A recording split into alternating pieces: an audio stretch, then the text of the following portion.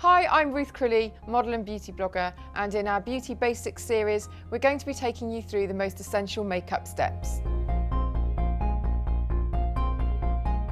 In this episode of Beauty Basics, we're going to be talking about cleaning your makeup brushes. First of all, I have a brush sanitizer. So a makeup artist will usually have something like a sanitizer in their kit, just to give a quick spritz after they've used the brush, and then a little wipe off.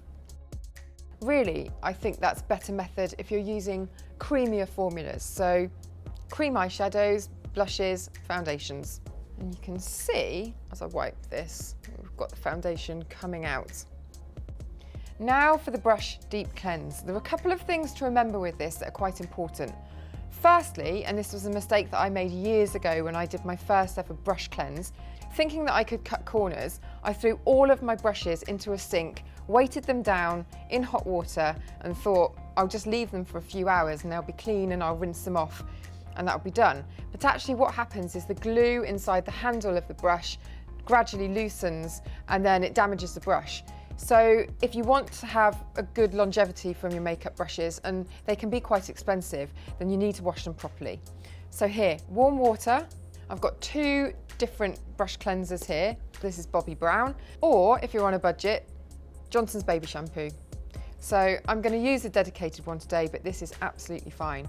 And you can either pop this into the water. I'm just going to swirl that round a bit. You can see all of that makeup starting to come out into the water. And the other method that I find really effective is to take a little bit of your brush cleaner or baby shampoo into the palm of your hand, and then you can use your hand to really squash those bristles down and get all of the makeup out, and you can see that coming out there.